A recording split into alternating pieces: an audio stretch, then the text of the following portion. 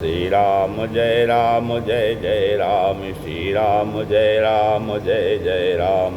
कथा कहो तुलसी कृत जथा मति अनुसार, आसन लीजय प्रेम से आवहो पवन कुमार। सियावर रामचंद्र की जय। नीलाम्बुज श्यामल कोमलांगम, सीता समारोपित वाम भागम, पाणो महासायक चारु चापम, नमामि रामम रघुवंशनाथम। ओम श्री सीतारामचंद्राभ्याम नमः, ओम महेश्वराभ्याम नमः, ओम श्री एकादशमुखी दक्षिणेश्वर धाम दरगाह नमः, ओम श्री सद्गुरु चरण कमलेभ्यो नमः। श्री राम जय जय राम सत्संग क्रम में श्री रामचरितमानस के अनुसार राम कथा का प्रसंग चल रहा है, जिसमें भगवान के अवतार लेने का कारण क्या क्या है वो गिनाया जा रहा है। और अब चौथा कारण भगवान के अवतार लेने का चौथा कारण बता रहे हैं। बोलो भक्तवत्सल भगवान की जय। भगवान भोलेनाथ माता पार्वती को राम जी के अवतार का चौथा कारण सुना रहे हैं। भाव से भगवान भोलेनाथ वर्णन कर रहे हैं कि देवी सुनो, मैं आपको राम जन्म का चौथा कारण सुनाने जा रहा हूँ, जिसके लिए साक्षात परब्रह्म परमात्मा ही मानव शरीर धारण करके प्रकट हुए। स्वयंभू मनु अरुषत रूपा, जिनते भय नर सृष्टि अनूपा। दंपति धर्म आचरण नीका, अजहु गाव सित जिन्ह कैली का। तो स्वयंभू मनु और शत्रुपा के संतान होने से ही हम सब मानव कहलाए, मनु से मानव कहलाए।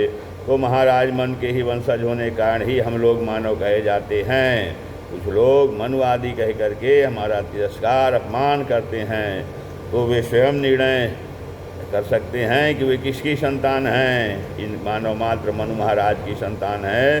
कोई माने या न माने, इतिहास नहीं बदल सकता। मनु महाराज ने 71 चतुर्युगी तक राज्य किया, किंतु 71 चतुर्युग तक राज्य करने के बाद भी वैराग्य नहीं हुआ। कोई न विषय विराग, भवन बसत भा चौथपनो। हृदय बहुत दुख लाग, जन्म गयो हरि भगति बिनु। सीताराम सीताराम। तो विषयोदेशा, वे वैराग किससे नहीं हो रहा है? ये वैराग किससे नहीं हो रहा है? विषयोदेश से। विषय कहते हैं देश को। तो मनु महाराज को इस भारत भूमि से वैराग नहीं हो रहा है। 71 चतुर्युगी तक राज्य किया, फिर बरबस राज्य बच्चों को सौंप दिया और तपस्या करने के लिए जंगल में चले गए। गोमती नदी में स्नान किया। स्नान करने के पश्चात साधु संत के आश्रम गए और 12 अक्षर मंत्र का जप करने लगे। 12 अक्षर मंत्र पुनि जपहि सहित अनुराग। सीताराम सीताराम। वासुदेव पद पंकरु, दंपत मनि अति लाग। सीताराम सीताराम। श्री राम जय जय राम, श्री राम जय जय राम। दोनों दंपति 12 अक्षर मंत्र का जप करने लगे। ओम नमो भगवते वासुदेवाय। वासुदेव पद पंकरु, वासुदेव किसे कहते हैं? वासुदेव पुत्र भगवान श्री कृष्ण को भी वासुदेव कहते हैं, लेकिन वासुदेव का जो अर्थ मानस में है वह विराट है। वासे वासे तिष्ठति स वासुदेवा, जिसका कण कण में निवास है उसे ही वासुदेव कहते हैं। संसार के कण कण में जो प्रकट है वही वासुदेव है। तो ऐसे में भगवान राम भी वासुदेव हैं, कृष्ण भी वासुदेव हैं। मनु महाराज ने 23,000 वर्ष तक बड़ी घोर तपस्या करी। अब विधि हरि हर तप देखी अपारा, मनु समीप आए बहुबारा। तो इतनी कठोर तपस्या की कि हरिहर माने शंकर जी और ब्रह्मा जी, शंकर जी विष्णु जी और ब्रह्मा जी कई बार उनके पास आए और उनसे कहा कि महाराज वर मांगो, लेकिन मनु महाराज किसी भी वरदान को नहीं मांगे। 23,000 वर्ष तक कठोर तपस्या की, और जब मनु महाराज की साधना नहीं दिगी तो स्वयं भगवान श्री राम ने आकाशवाणी की, मांगू मांगू बरु न मैं न भय न भुबानी। मांगू मांगू बरु भय न भुबानी। आकाशवाणी हुई, वरदान मांगो मनु महाराज, हम आपसे प्रसन्न हुए हैं। जैसे ही मनु महाराज के कान तक भगवान की आवाज़ पहुँची, वैसे ही चमत्कार हो गया। हृष्ट पुष्ट तन भय सुहाए। सीताराम सीताराम। मानहु अबहि भवन ते आए। सीताराम सीताराम। श्री राम जय जय राम, श्री राम जय जय राम। ऐसा लग रहा है जैसे अभी भी घर से आए हों। यह चमत्कार भगवान की वाणी में है। मनु महाराज ने कहा, प्रभु मैं तो आपका दर्शन करना चाहता हूँ। अगर वरदान ही मांगना होता, ब्रह्मादि देवता आए चले गए, उन्हीं से मांग लेता। मुझे वरदान नहीं मांगना, मुझे तो साक्षात आपका दर्शन करना है। भगवान ने कहा, मनु महाराज मेरी साधना तो आप निर्गुण निराकार के रूप में कर रहे हो और चाहते हो कि मैं सगुण रूप में प्रकट हो जाऊं। यह कैसे संभव हो सकता है? आप आराधना तो कर रहे हैं। अगुण अखंड अनंत अनादि जेहि चित जेहि चिंतहि परमारथ बादी। अनेति नेति जेहि निगम निरूपा निजानंद निरुपाधि अनुपा। तो निर्गुण निराकार जानकर मेरी आराधना कर रहे हो और चाहते हो कि मैं सगुण साकार बन जाऊं। भला आप ही बताओ कि मैं कौन सा आकार लेकर आऊं? मनु महाराज ने विचार किया और विचार करने लगे। विचार करने के बाद सोचा, भगवान का जो सगुण साकार रूप है वह भगवान शिव ही जानते हैं। तो जान महेश राम प्रभुताई, इसलिए मनु महाराज ने कह दिया कि हे प्रभु, जो स्वरूप शिव मन माही, जो स्वरूप भोलेनाथ के हृदय में बसता है, अब आप वही स्वरूप लेकर मेरे सामने आए। मैं उसी रूप में आपका दर्शन करना चाहता हूँ।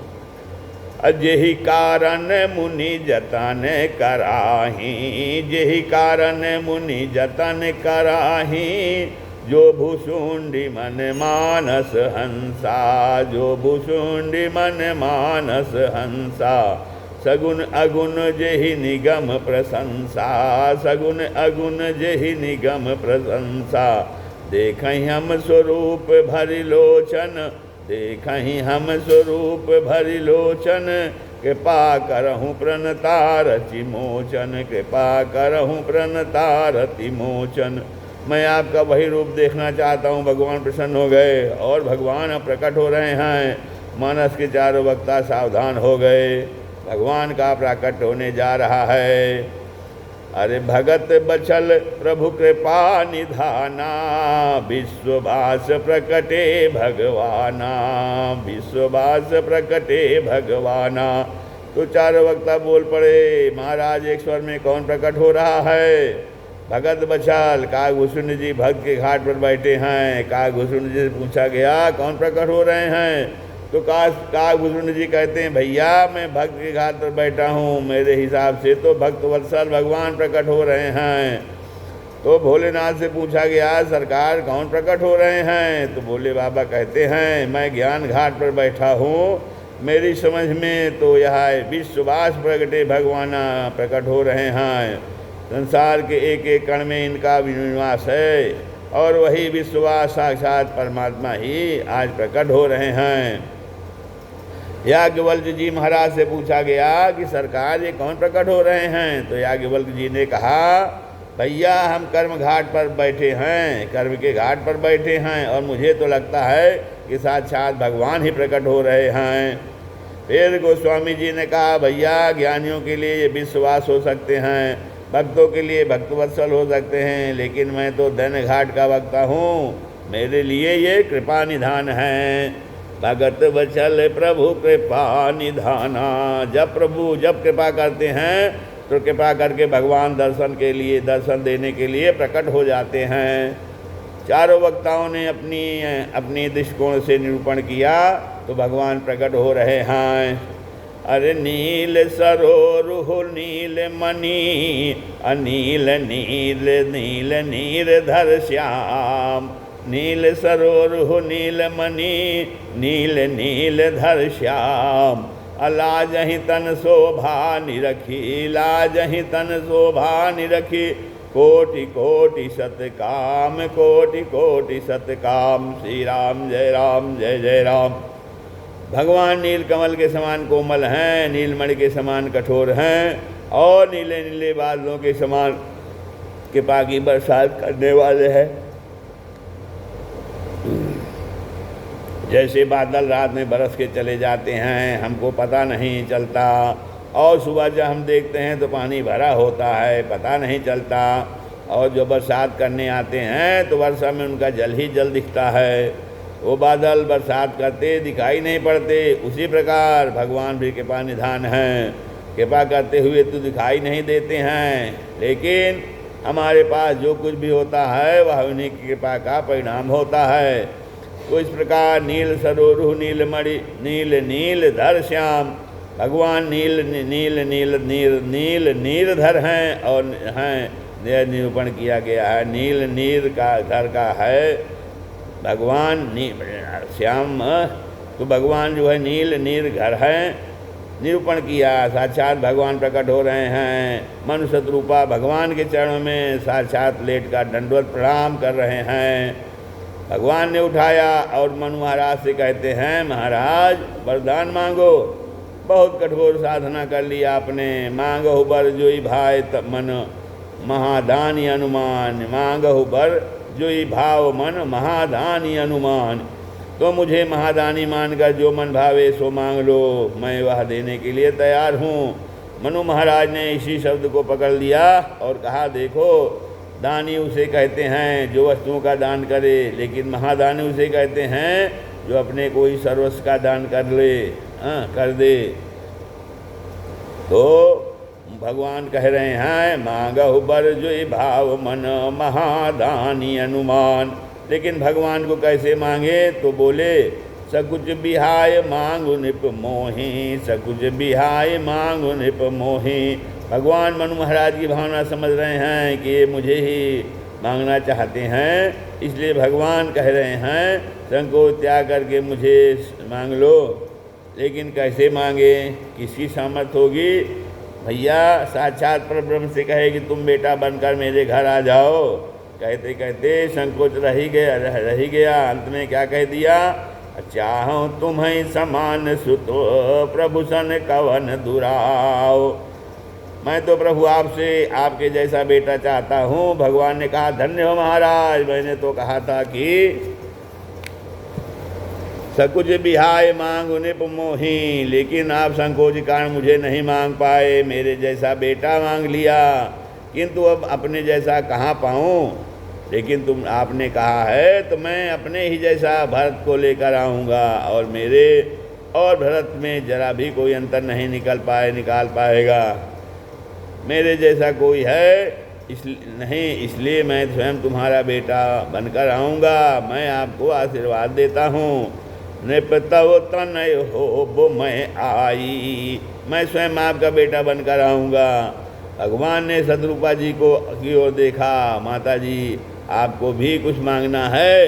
तो सतरूपा जी ने कहा, महाराज मेरे चतुर स्वामी जी ने जो वरदान मांगा है मुझे बड़ा प्रिय लगा। जो बरुनाथ चतुर निप मांगा, सोई कृपाल मोहि अति प्रिय लागा। तो चतुर इसलिए कहा कि एक राजा का उत्तरदायित्व है कि उसने जिस सुख का भोग किया है उसकी प्रजा भी उस सुख का भोग करे। मैंने तो इनके सौंदर्य दर्शन कर लाभ लिया है, लेकिन जब यह बेटा बनकर आएंगे तो पूरी प्रजा दर्शन का आनंद लेगी, इसलिए वे चतुर हैं।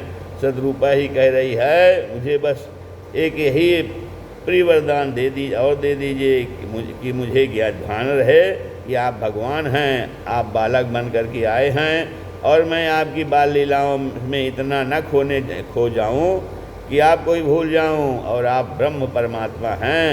इसलिए मुझे वो विवेक दीजिए, जीवन भर मुझे ज्ञान रहे कि आप परमात्मा हैं। भगवान ने कहा, एवमस्तु मातु विवेकी अलौकिक तोरे, कबहु न मिटी अनुग्रह मोरे। तो मेरे अनुग्रह से तुम्हारा विवेक कभी नहीं मिटेगा। भगवान कहते हैं मनु सतरूपा से कि मेरे अनुग्रह से तुम्हारा विवेक कभी नहीं मिटेगा।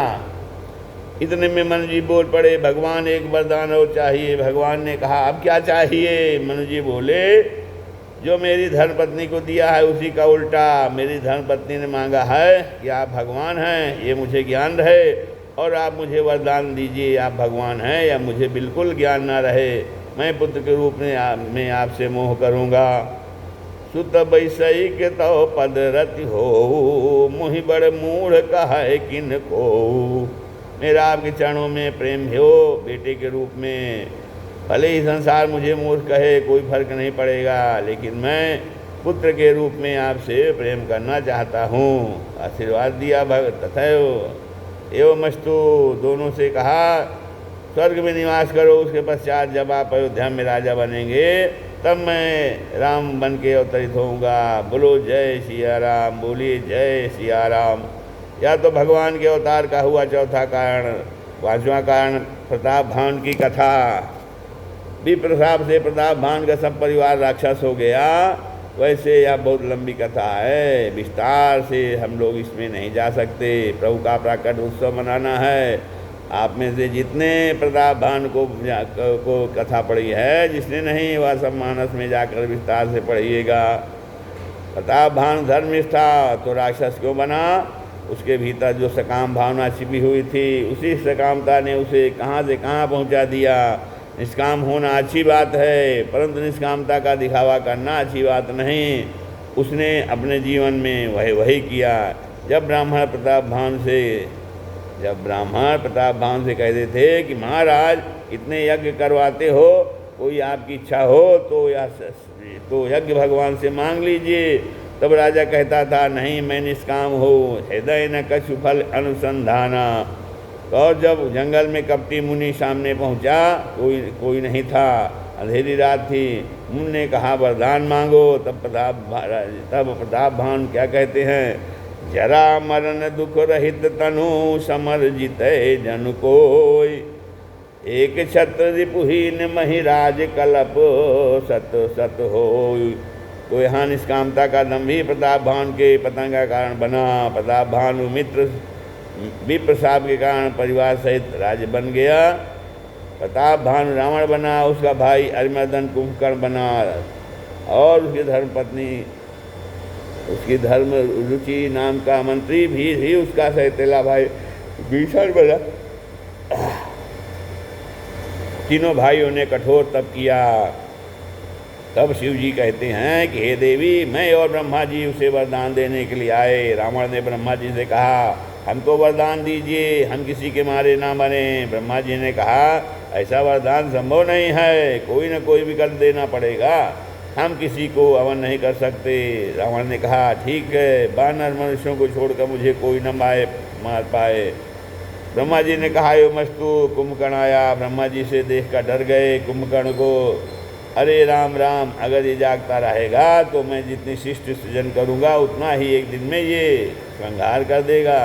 माता सरस्वती को प्रेरित किया और उसने 6 महीने की निद्रा मांग ली। ब्रह्मा जी ने कहा यो मस्तु। रावण ने कहा यह गलत बात है, उसने इतनी तपस्या करी। ब्रह्मा जी ने कहा अब मैं क्या करूं? भैया उसकी जो इच्छा हुई वही तो दूंगा। रावण ने सिर पर हाथ पटका, भगवान इसने क्या मांग लिया? विभीषण के पास गए ब्रह्मा जी और बोले बेटा वरदान मांगो। विभीषण ने कहा मेरी भगवान श्री राम के चरण कमलों में प्रीति हो, यही वरदान चाहिए। तेहि मांग्यो भगवंत पद कमल अमल अनुराग। ब्रह्मा जी ने उसे आशीर्वाद दिया। ब्रह्मा जी ने कहा बेटा कहकर संबोधित किया और कहा रावण का अत्याचार। एक दिन रावण सभा में बैठा था, उसका पूरा परिवार इकट्ठा हुआ। रावण अपने परिवार को देखकर बहुत प्रसन्न हुआ। देखी अमित आपन परिवारा। राक्षसों को बुलाकर उसने कहा देखो, जहाँ जहाँ ब्राह्मण भोजन हो रहा हो बंद करवा दो। जहाँ जहाँ कथा भागवत हो रही हो बंद करवा दो। जहाँ धार्मिक एक अनुष्ठान हो रहे हो वो सब बंद करवा दो जा कर के। राक्षसों ने कहा इससे क्या होगा महाराज? रावण ने कहा अरे मूर्खो, इतना भी नहीं समझते। जो ब्राह्मण लोग जब तप करते हैं इसी से देवताओं को बल मिलता है। या ब्राह्मण भोजन बंद हो जाएगा, पितरों का श्राद्ध यज्ञ बंद हो जाएगा तो देवताओं को शक्ति मिलना बंद हो जाएगा, बलहीन हो जाएंगे। तो बिना परिश्रम के हम उन्हें परास्त कर देंगे। इसलिए जाओ। राक्षसों ने जाकर क्या आतंक फैलाया है महाराज। जेहि जेहि देश धेनु द्विज पावही, नगर गाँव पुर आगि लगावही। तो पता चल जाए इस गांव में गाय और ब्राह्मण है तो पूरे गांव में आग लगवा देते थे। जेहि विधि हो ये धर्म निर्मूला, तो सब करहि वेद प्रतिकूला। जेहि विधि हो ये धर्म निर्मूला, ये विधि हो ये धर्म निर्मूला, तो सब करहि वेद प्रतिकूला। असभ्रष्ट अचारा भा संसारा, धर्म सुनिए नहीं काना। और कथावाचकों की तो विडम्बना ही गई। तेहि बहुविध त्रासै देश निकाल, तेहि बहुविध त्रासै देश निकासै, जो कहा ब्रह्म पुराना। तो कथावाचक ने भगवान कथा सुनाते थे, उस सबसे ज़्यादा अत्याचार रावण ने उन्हीं पर किया। बहुविध त्रासई, बहुत प्रकार से उन्हें दंड देता और देश से निकाल देता है। जो वेदशास्त्र कथा कहने वाले हैं थे उन पर प्रतिबंध लगा दिया। परिणाम यह हुआ अष्टभ्रष्ट अचारा भापन सारा, धर्म सुनाई नहीं काना। तो कान से धर्म शब्द सुनाई पड़ना बंद हो गया। जब ऐसा समाज होता है तब बाढ़े खल बहु चोर जुआरा, जेलम पट पर धन पर दारा। तो जब समाज ऐसा हो जाए, धर्म निर्मूल हो जाए, तो चोर खल जुआरी जुआ खेलने वाले अधिक हो जाते हैं। माँ नहीं मातु पिता नहीं देवा, साधुन सन करवा वहीं सेवा। तो मानो तो माता पिता, हाँ भोलेनाथ कह रहे हैं कि जिनके आचरण भवानी, ते जाने हो निश्चर सब प्राणी। तो जिनका ऐसा आचरण हो भवानी, उसको निशाचर ही जानना, समझना चाहिए। निशाचर दोषी वाले थोड़े न होते हैं। अरे माँ नहीं मातु पिता नहीं देवा, तो माता पिता को न माने, भगवान को न माने, साधुओं से सेवा करवाए। जिनके आचरण भवानी, ते जानो हो निश्चर सब प्राणी। तो आचरण से ही व्यक्ति संत बनता है और आचरण से ही व्यक्ति निशाचर बनता है। जब रावण के अत्याचार से पूरा संसार व्याकुल हो गया, तब धरती ने विचार किया, गिरि सरि सिंधु धार नहीं मोही, पास मोहे गरु एक पर द्रोही। धरती ने विचार किया कि मुझे पर्वतों का भार नहीं है, मुझे नदियों का भार नहीं है, मुझे समुद्र का भार नहीं है, लेकिन दूसरों से द्रोह करने वाले दुष्ट हैं, उनका भार मुझसे सहन नहीं होता। पृथ्वी माता ने गाय का रूप बनाया और गाय का रूप बना करके धरती मैया सारे देवताओं को साथ लेकर ब्रह्मा जी के शरण में गई। ब्रह्मा जी से अपना सारा हाल सुनाया। ब्रह्मा जी बोले, देवी हमारा तो कोई सहयोगी सहाय नहीं है। जिसकी तुम दासी हो वह अविनाशी, हम दोनों की सहायता करेंगे।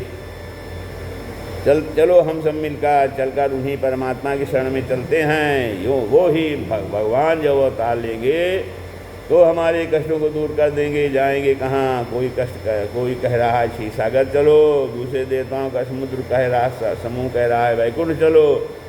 अब कोई और क्षीर सागर जाने की बात कर रहा है, कोई वैकुंठ जाने की बात कर रहा है। और मैंने अवसर जानकर एक बात कही कि हरि व्यापक सर्वत्र समाना, प्रेम ते प्रगट हो ही मैं जाना। अग जग में सब रहित विरागी, प्रेम ते प्रभु प्रगट जिमी आगी। श्री राम जय जय राम। तो भगवान शिव कहते हैं कि देवी उस समाज में मैं भी था और अवसर जानकर मैंने यह कहा, भगवान तो सर्वत्र हैं, भगवान सर्वत्र समान रूप से हैं, तो प्रेम से प्रकट हो मैं जाना। कहते हैं मैं जानता हूँ भगवान से प्रेम से प्रकट होते हैं। जहाँ भगवान को प्रेम से पुकारोगे भगवान वहीं प्रकट हो जाते हैं। जैसे लकड़ी में आग होती है, अग्नि मंथन करने पर वह प्रकट हो जाती है, इसी प्रकार परमात्मा हम सब में छिपे हुए हैं। श्री राम जय जय राम, श्री राम जय जय राम। गदा विसर्जन होते हैं सुनो वीर हनुमान, राम लखन सीता सहित हृदय करो विश्राम। सियावर रामचंद्र की जय।